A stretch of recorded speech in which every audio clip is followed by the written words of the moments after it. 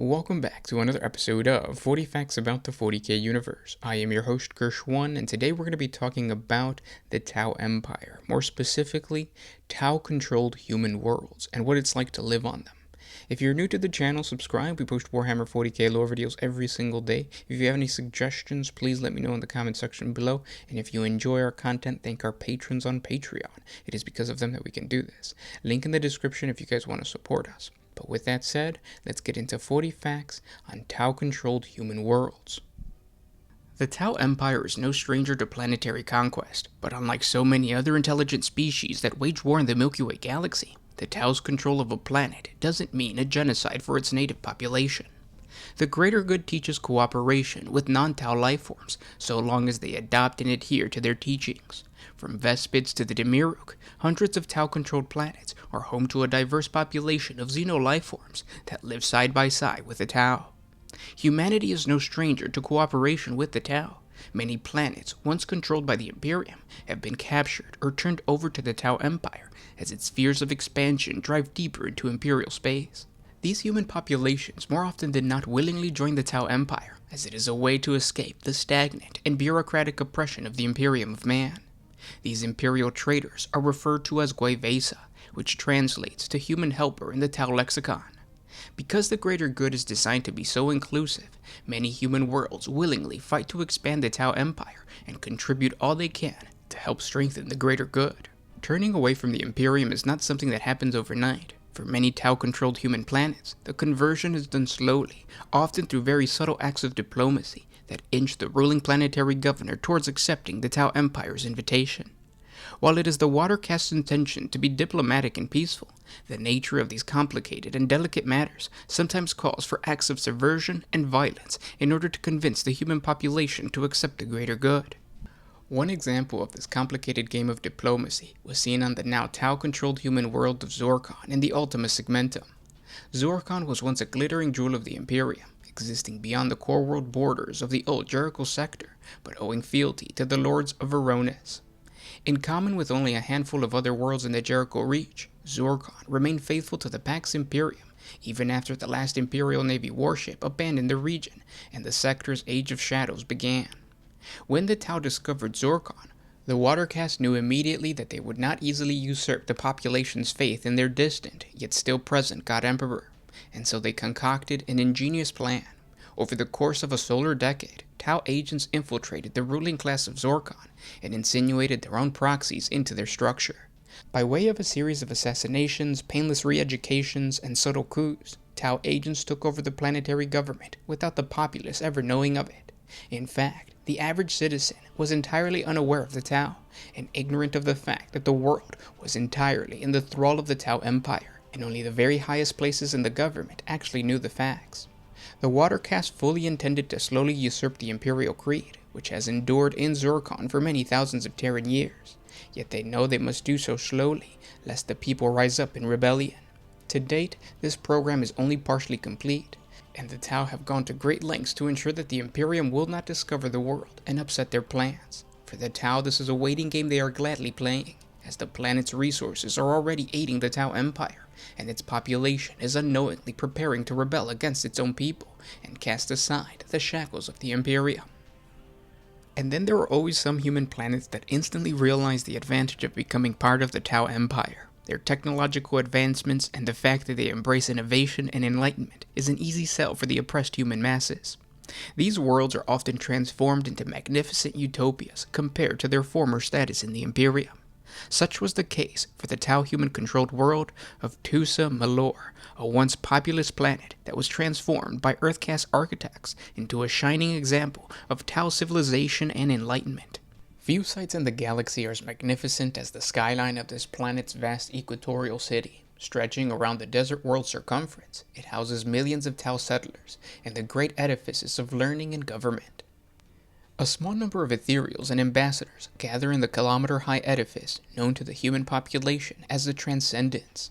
Each caste has its own district in the equatorial city, from floating tethered platforms of the air caste to the bronze-walled fortresses of the earth caste.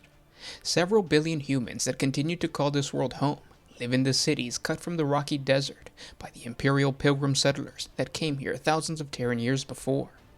Every city has a Tau quarter of glittering spires and grand pavilions, where the human leaders gathered to listen to the wisdom of the Tau ambassadors. One of these cities, Beldar, is home to the Gue Vesa, a research institute and university to which the Tau transport all the brightest and most talented humans to educate them in the Tau philosophy and technology. And strangely, attached to this university is a place which the Tau declined to name, but the humans call Lacuna. This underground research facility is where the Tau conduct psychological experiments on human prisoners, or so it is said. The results of these experiments supposedly help the Tau refine their methods of social manipulation, but no one can be sure, since any who utters any thought vanishes completely, possibly into the Lacuna itself. And then there are those human worlds that eventually grow dissatisfied with the Tau's presence on their planet. In these situations, the Tau have already spread through every facade of society, and the rebellion will more than likely end in failure and death for the human nobles or the elites. One of the Tau-controlled human planets that experience this is Jaya. It is a kind of tributary world to the Velkhan Sept in the Jericho Reach. Due to its position far beyond the core borders of the old Jericho sector, it played little part in the sector-wide society or economy, and its population was largely self-sufficient. Jaya was able to survive the worst of the Age of Shadow, largely untouched by the war and anarchy that was sweeping through the region. Its people continued the life they had since the planet was colonized by ancient man. The old human colonists realized the potential of this secluded planet. They knew that with some work, humanity would be able to tap into the abundant natural resources and spread throughout the world's 3 major continent masses that were surrounded by warm seas teeming with life. The natives of Jaya built a relatively advanced cultural and technological society, and then the Tau came. The people of Jaya first welcomed the Tau, for they had no reason to doubt the aliens' message of peace and cooperation.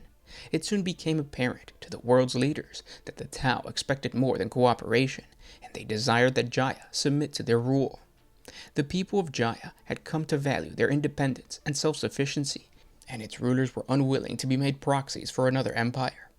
Too late, however, the armies of Jaya were mustered. Citizen militias were unused to the realities of full-scale war throughout the entire planet. Rising up in an attempt to expel the Tau from their world completely failed. The ensuing battle was a disaster for the natives, and the Tau used these attacks as justification for a campaign of rapid and total suppression.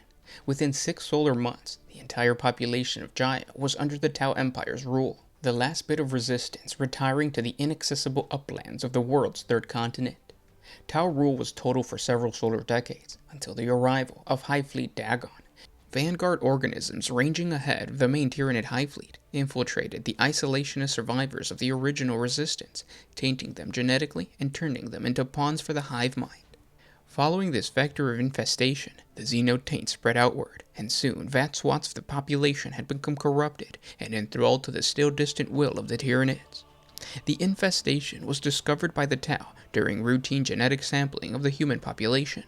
The Earth-caste scientists were shocked at the extent of this genetic corruption, yet they had no idea what it might foreshadow. These infected appeared not to be aware of their plight, and had yet to act against the Tau. It was surmised that the infestation may have implanted some latent form of gene code domination that had yet to be activated, and an extensive study was implemented to ascertain its true nature. Amazingly, the Tau made rapid inroads in combating the genetic taint, using gene recoding techniques all but unknown to the biologist adeptus of the Adeptus Mechanicus. And now Jaya's fate hangs in the balance. Around half of the population has been recoded by Earth-caste cadres working around the clock, yet still the process is expected to take at least another year. The Tau have realized that if any infected human remains untreated when the call of the hive mind activates, then disaster might ensue. To this end, Firecast pursuit teams are combing the wilderness of the 3rd continent in search of every last isolationist human, intent upon recoding every last human before it's too late. The world has been quarantined so that the taint does not spread any further, but also to ensure that the Imperium does not learn of this recoding mission. The upper echelons of the Velkhan Sept have realized that keeping such successful genetic manipulation a secret might ultimately prove a significant advantage for the greater good. And those were 40 facts on Tau-controlled human worlds. I hope you guys enjoyed this video. If you guys want to learn more about the Gue Vesa, more specifically their training and all that kind of stuff, I'll put a link up above or in the description below that takes you to a video that we created talking specifically about Gue Vesas. I'll put a link up above on like multiple different sources to basically humans working along with the Tau. If you guys have any type of questions about this, let me know in the comment section below. I'll be down there answering questions. And yeah, I hope you guys enjoyed. I'll talk to you tomorrow. This was Gersh1 with One Mind Syndicate signing out. Always